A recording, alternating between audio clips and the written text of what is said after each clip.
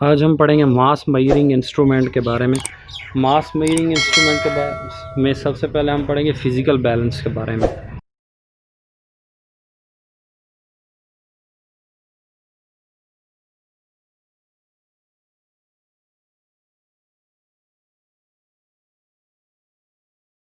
Physical balance के बारे में सबसे पहले हम पढ़ेंगे। वैसे और भी कई जो है वो बैलेंसेस जो है चीज़ों को तोलने के लिए, इसका वज़न करने के लिए जो है वो इस्तेमाल किए जाते हैं, लेकिन मोस्टली जो फ़िज़िक्स की लैब में जो ज़्यादातर इस्तेमाल होता है वो फिज़िकल बैलेंस होता है। तो फिज़िकल बैलेंस जो है वो मोस्टली ज़्यादातर जो इसका वज़न होता है, यानी कि जितनी इसकी रेंज है वज़न करने की, वो मोस्टली मैक्सिमम जो है वो 250 ग्राम तक है। 250 ग्राम जो है ये बहुत ही ज़्यादा जो है ये, या इसको हम क्या लिखेंगे, मैक्सिमम है। बहुत ही ज़्यादा जो है इसका वज़न है। मोस्टली कम से कम जो है वो हम इसका वज़न कितने तक किस चीज़ का जो है वज़न कर सकते हैं इसमें फ़िज़िकल बैलेंस के अंदर 2 से 3 ग्राम 2 से 3 मिलीग्राम तक जो है वो हम मोस्टली इसका जो है वज़न हम कर सकते हैं। इसमें हम किसी भी चीज़ का जो है वो वज़न कर सकते हैं। तो इसमें इसका तरीक़ाकार क्या है, इसमें जो हम फ़िज़िक्स की लेबॉरेटरी के अंदर जो हम मोस्टली फ़िज़िकल बैलेंस जो है वो यूज़ करते हैं, वो उसमें हम उसका एक बीम होता है, ठीक है, और इसमें जो है वो इसके दरमियान में एक फुलक्रम जो है वो लगा होता है, फुलक्रम पर मुश्तमिल होता है, और इसकी फुलक्रम के दोनों सिरों पर जो है वो ये पलड़े जो है वो लटकाए जाते हैं हुक की मदद से। हुक कौन सा, ये वाला हुक है, इसकी मदद से जो है वो इसमें पलड़े जो है वो इसके लटकाए जाते हैं। इस पलड़ों के अंदर जो है वो हम मुख्तलिफ़ चीज़ों के जो है वो वज़न मालूम करेंगे। तो इसका तरीक़ाकार क्या है, ज़माना कदीम में अगर हम देखें तो इसमें हम जो मोस्टली जो ज़्यादातर जो पहले हम यूज़ करते थे वो बीम बैलेंस थे। बीम बैलेंस होता था, यहाँ पे हम बीम बैलेंस लिख देते हैं, ये नीचे दिखाया गया बीम बैलेंस।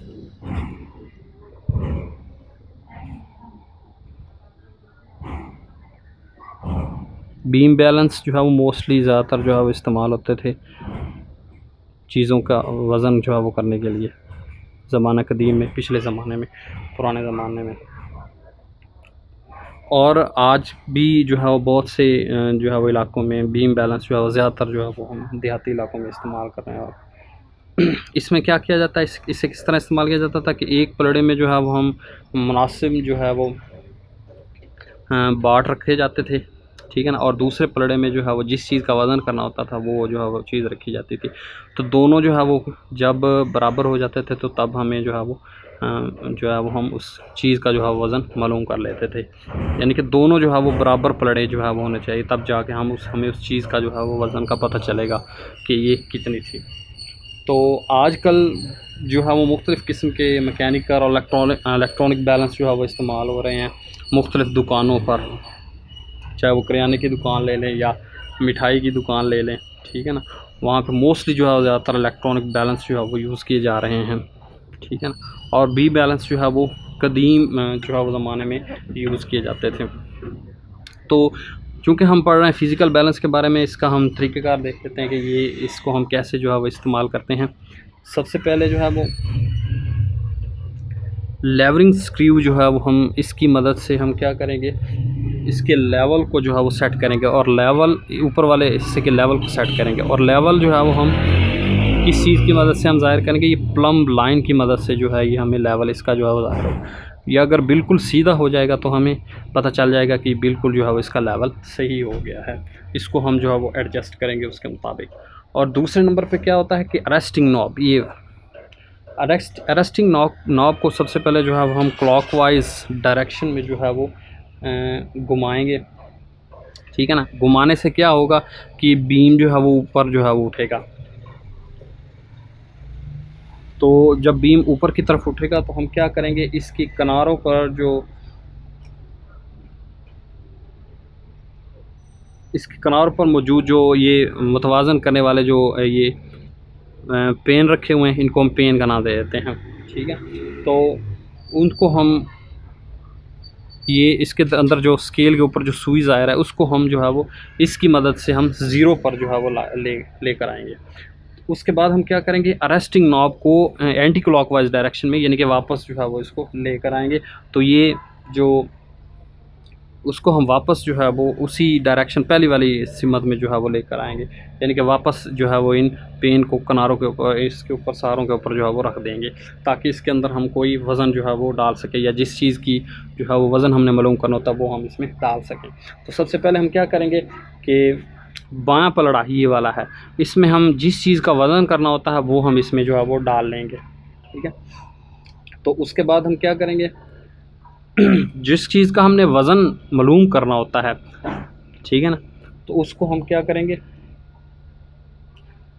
इसमें डालेंगे। और जो दूसरे बाट होंगे या हम जो मोस्टली जो है वो ज़्यादातर जो भी मास जो है वो हम यूज़ करते हैं मेयारी मास, को हम इस पलड़े में जो है वो रख देंगे, दाएं पलड़े में रख देंगे।